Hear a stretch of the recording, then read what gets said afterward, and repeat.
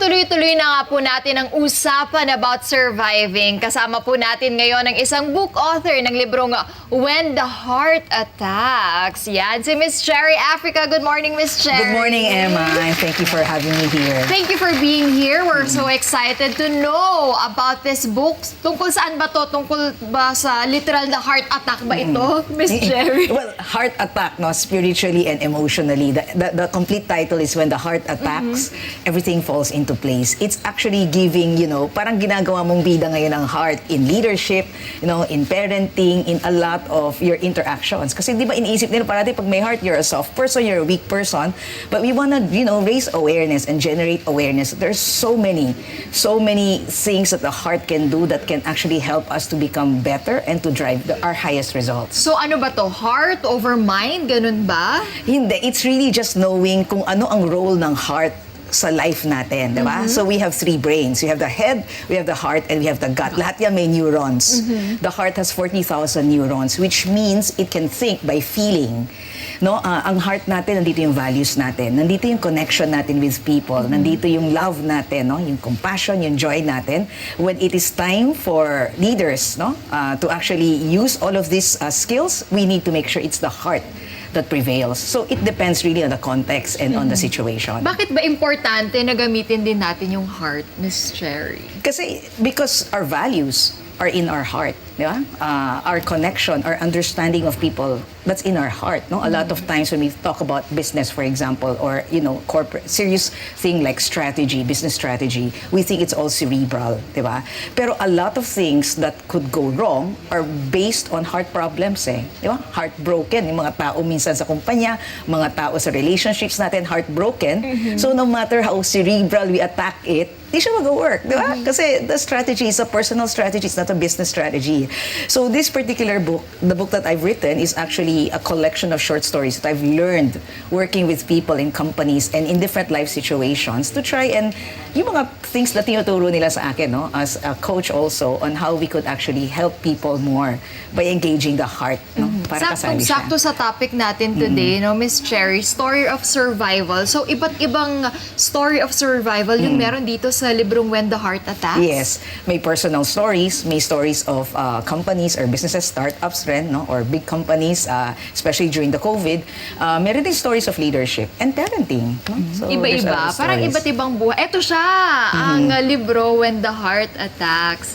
So, pag-usapan naman natin, bigyan mo naman kami ng, patikim lang. Ano ba yung favorite story mo dito na pwede mong i-share sa mga kada natin na matututo rin sila? Marami akong favorite stories kasi a lot of the stories here, we have more than 60 stories. No? A lot of the stories here are my personal experiences working with everyday heroes at work and in life. No, I have a story about a person who's really, very emotionally sad, extended sadness, bordering on depression, and talagang nahihirapan siya to get out of the stuck state, na-stuck siya sa feelings of regret, feeling of guilt, feelings of anger. And what we did was really just talk. We talked and to just really put all of these feelings into perspectives. There are no right or wrong emotions kasi MI.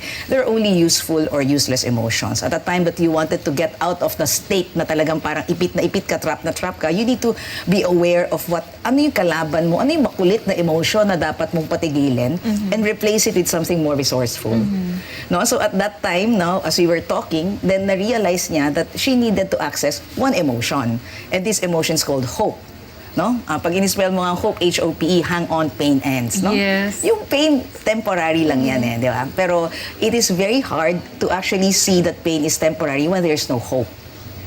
So yung story ko was, I just asked her to actually look around, the place that we are at and tell me where she wants to be. Sabi niya, I want to be, may painting siya na nakita, sabi niya, I want to be there, which is in the garden. And so I said, okay, why don't you bring yourself there? And then she imagined, it's all visualization, no? Visualization is a distortion of reality, Ang reality niya, di ba, sad. And then just gave her hope, no? I think it's giving people perspective, that your messy middle, your painful situations are all just part of your hero's journey.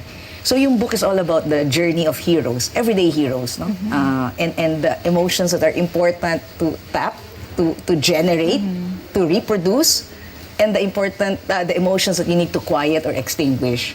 Makulit kasi ang negative emotions minsan eh. Talagang sisiksik at sisiksik Sisiksik, sila, di ba? At tumatambay tayo sa mga emotions na yan. And then, we could not move on. Yung parang hindi ka maka-move on kasi ang tagal mong tumambay, no? It's important for you to recognize, yes, you could stay in that emotion. It could even be healing to stay in a negative emotion sometimes because it tells you, it makes you aware, ang dami kong hidden resources na hindi ko nagagamit before, na nandiyan pala. So you get to know yourself more. No? And then after that, you try and quiet it down and replace it with another emotion. Kung if you're feeling sad, for example, you do not need to replace it with joy. It's too big a jump. And you feel you don't have the resource to actually go to joy. So, yung book ko is may mga in-between emotions, no? Words that we haven't really heard in our everyday conversations that will say, oh, sige, you could just go here. You could just be a little bit more curious. Ano ba yung sinasabi sa akin ng sadness na to? No? Maging marites ng konti. And then, well, perspectives will change eh. And sometimes it's really just a heartbeat change that you decide to actually get out of that stuck state. And then you find something, no? Akala kasi natin from sad, joy agad, Yes. jump ka agad doon. Meron palang in-between. Yes. So, isa to sa pwede nating matutunan kapag binasa natin tong libro. Yes. The book is a very, very easy read. It's all about short stories. Parang chicken soup for the soul, chicken soup for the heart. No, it's all about small stories where in those everyday stories, you could just find a little bit of, wait, this thing may perspective to, then use it. And the interesting thing here is we've brought it to the workplace, di ba? Parang emotions kasi we don't talk about emotions. We even look at the calendar, the Gantt chart, if there's project. Wala naman siyang, it's all task eh. There's no personal relationships. But in truth, when you talk about your project, ito yung deadline mo, nade-delay yan dahil may conflicts, may misunderstanding, may exhaustion, may frustration. How do you actually battle this? We need to equip people at the workplace to be resilient with the right emotions so that we could finish things faster, we could be productive, and I think the best positive byproduct of everything is we could be better leaders. Then we could bring this all home and we could be better people to the people that we love at home. So, ang ganda nito, ano talaga, timing na timing for the story of survival. And in your study of human behavior, anong mapapayo nyo naman sa mga situations when these things attack, tulad ng pagiging burnout sa trabaho? okay, yung burnout na yan. Ang ibig sabihin ng burnout, may fire ka. Isn't that great, di ba? The genesis of burnout is fire. Kaya lang, medyo nalito yung fire. Naliligaw yung Naliligaw fire. yung fire natin. Ano bang cause ng burnout? Exhaustion. Or may expectations ka sa company or sa people you work with. Or you're being pulled in all directions. You're overwhelmed with all of these emotions.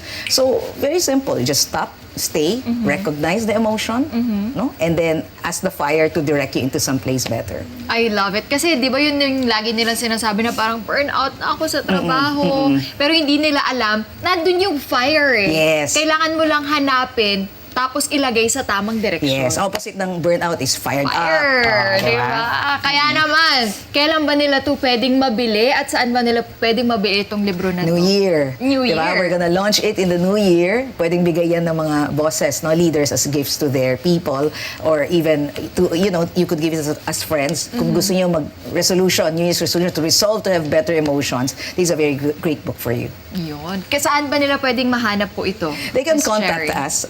It's cherryafrica.com, and then eventually we'll also be available in the commercial spaces. Bago kami magpaalam, Miss Cherry, hindi ko ito papalampasin kasi you're a life coach and ang topic ngayon is story of survival. Ano ba pwede mong tip sa mga naghihirap ngayon, yung talagang na-challenge sa buhay ngayon na para ma-survive nila kung nasaan man sila ngayon?